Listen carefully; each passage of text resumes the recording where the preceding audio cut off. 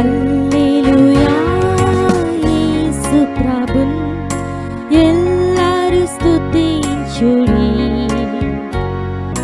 వల్లభుని చర్యలను తిలకించి స్తుతించుడి. Praise the Lord. దేవునికి వందనములు. దైవగ్రంథం బైబిల్ నుండి కొన్ని విషయాలు వాక్యము నుండి చదువుదాం. దేవుని వాక్యంలో సామెతల గ్రంథము 16వ అధ్యాయము 11వ వచనం. న్యాయమైన త్రాసు తూనికి రాళ్ళను యెహోవా యొక్క ఏర్పాట్లు, సంచిలోని గుండ్లన్నీ ఆయనే నియమించెను. దేవుని వాక్యములో న్యాయమైన త్రాసును తూనికి రాళ్ళను యెహోవా యొక్క ఏర్పాట్లు, సంచిలోని గుండ్లన్నీ ఆయన నియమించెను. దేవుని వాక్యం వింటున్న ప్రియులారా, న్యాయమైన త్రాసు. వ్యాపారస్తులు న్యాయమైన త్రాసును కలిగి ఉండాలి. అలాగే తూనికి రాళ్ళు కూడా కలిగి ఉండాలి. అందుకే ప్రభుత్వం వారు వీటిలో నకిలీలు జరుగుతాయని వెయిట్స్ అండ్ మెజర్స్ అనే డిపార్ట్మెంట్ పెట్టారు. తూనికలు మరియు కొలతలు. ఈ డిపార్ట్మెంట్ వారు న్యాయబద్ధంగా పనిచేస్తే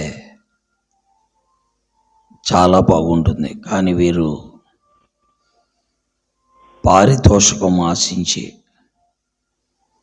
తూనికి రాళ్లను సరిగ్గా ఉన్నాయో లేదో చూడరు, త్రాసు న్యాయంగా ఉందా లేదో చూడరు. అందువల్ల ఈ రోజున సమాజంలో అక్రమాలు పెరిగాయి. ప్రియులారా, అందుకే వాక్యములో మనం చూస్తున్నాం, న్యాయమైన త్రాసు, న్యాయమైన తూనికి రాళ్ళు మనము కలిగి ఉండాలి. అవి దేవుని ఏర్పాటు. సంచిలోని గుండ్లన్నీ ఆయన నియమించాను. అంటే ఆయన నియమించినటువంటి గుండ్లు, వెయిట్స్ కానీ బరువులు మన సంచిలో ఉండకూడదు. అలా ఉన్నాయి అంటే మనమే నష్టపోతాం. కాబట్టి దేవుని వాక్యం వింటున్న ప్రియులారా, వ్యాపారస్తులారా, వ్యవసాయదారులారా, కొలతలు కొలిచేవారులారా, మన కొలతలు కరెక్ట్గా ఉండాలి. మన తూనికి రాళ్ళు కరెక్ట్గా ఉండాలి. మన త్రాసు కరెక్ట్గా ఉండాలి. తద్వారా దేవుడు దీవిస్తాడు. ఎందుకంటే అన్యాయము చేయడానికి ఇంకా అన్యాయం చేయబడద్దు. అపవిత్రుడిగా ఉండేవాడు ఇంకా అపవిత్రుడిగా ఉండిపోతాడు. అందుకే న్యాయమైనటువంటి త్రాసు కలిగి ఉండాలి. అంతేకాదు, దేవుని వాక్య ప్రకారము మనం చూస్తున్న తూనికి రాళ్ళు కూడా దేవుని ఏర్పాటు ప్రకారం.